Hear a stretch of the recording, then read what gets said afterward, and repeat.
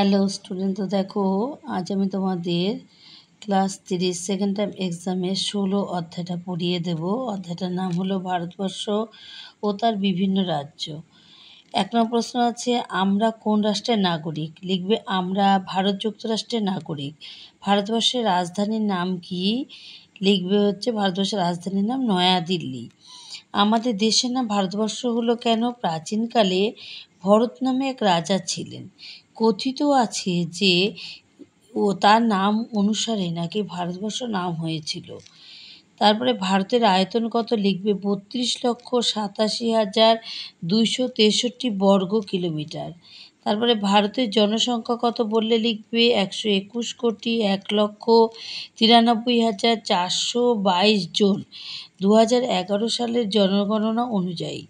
তারপরে ভারতের সীমা কী বললে লিখবে ভারতের উত্তরে হিমালয় পর্বতমালা ও চীন দেশ, দক্ষিণে শ্রীলঙ্কা, বঙ্গোপসাগর ও ভারত মহাসাগর, পূর্বে গণপ্রজাতন্ত্রী বাংলাদেশ, মায়ানমার এবং পশ্চিমে আরব সাগর ও পাকিস্তান।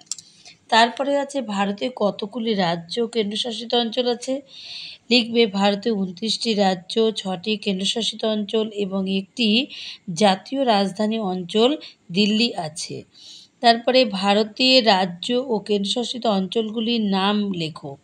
রাজ্যগুলি বললে লিখবে অন্ধ্রপ্রদেশ, অরুণাচল প্রদেশ, অসম, উত্তরপ্রদেশ, উড়িষ্যা, কর্ণাটক, কেরালা, গোয়া, গুজরাট, জম্মু কাশ্মীর, ত্রিপুরা, নাগাল্যান্ড, পাঞ্জাব, পশ্চিমবঙ্গ, বিহার, মধ্যপ্রদেশ, মহারাষ্ট্র, মণিপুর, মিজোরাম, মেঘালয়, রাজস্থান, সিকিম, হরিয়ানা, হিমাচল প্রদেশ, তামিলনাড়ু, ছত্তিশগড়, উত্তরাখণ্ড, ঝাড়খণ্ড, তেলেঙ্গানা।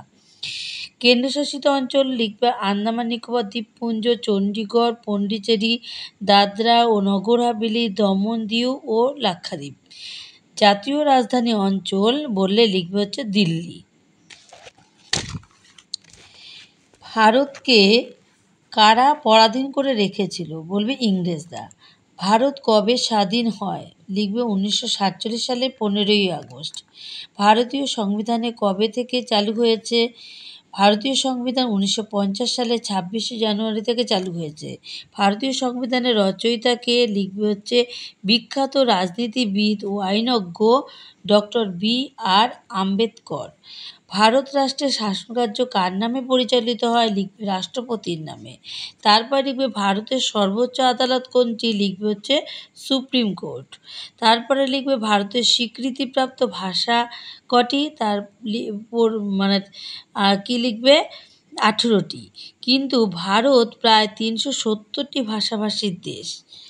ভারতের সংবিধান স্বীকৃত ভাষাগুলির নাম কি বললে লিখবে অসম, ঠিক আছে, বাংলা, গুজরাটি, হিন্দি, কন্নড়, কাশ্মীরি, মালায়ালাম, মারাঠি, উড়িয়া, পাঞ্জাবি, সংস্কৃত, তামিল, তেলুগু, উর্দু, সিন্ধি, নেপালি, মণিপুরি, কোঙ্কণি।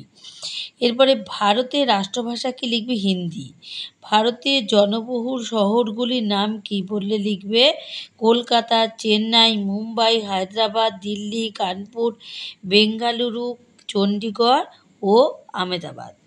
তারপরে ভারতের কৃষিজাত দ্রব্য কি কি বললে লিখবে ধান, পাট, গম, তুলা, চা, কফি, ইক্ষু, তামাক, কলাই, চীনাবাদাম, ভুট্টা ইত্যাদি। ভারতের প্রধান অর্থকরী ফসল কি কি বললে লিখবে চা, পাট, আখ, কার্পাস। ভারতের শস্য ভাণ্ডার কাকে বলা হয় বললে লিখবে উত্তরপ্রদেশকে। ভারতের ম্যানচেস্টার কাকে বলে বললে লিখবে গুজরাটের আহমেদাবাদ শহরকে। ভারতের খনিজ পদার্থ কি কি বললে কয়লা, লোহা, তামা, অভ্র, ম্যাঙ্গানিজ, বক্সাইট, সোনা, লবণ, খনিজ তেল ইত্যাদি। ভারতের শিল্পজাত দ্রব্য কি কি? বস্ত্র, পাটজাত দ্রব্য, লৌহ ইস্পাত, সিমেন্ট, কাগজ, রেশমজাত দ্রব্য, চিনি, দেশলাই, রাসায়নিক সার, রেল ইঞ্জিন, এরোপ্লেন, জাহাজ, মোটরগাড়ি, বন্দুক ইত্যাদি। ভারত বা প্রভৃতি। ভারতের বনজ সম্পদ কি কি বললে লিখবে শাল, সেগুন, শিশু, সুন্দরী, পাইন, ফার, চন্দন, বাঁশ, বেত, মধু, মোম ইত্যাদি। ভারতে কোথায় কোথায় কয়লা পাওয়া যায়? পশ্চিমবঙ্গ, বিহার, ঝাড়খণ্ড, তামিলনাড়ু, অন্ধ্রপ্রদেশ, অসম, মধ্যপ্রদেশ ও উড়িষ্যায়।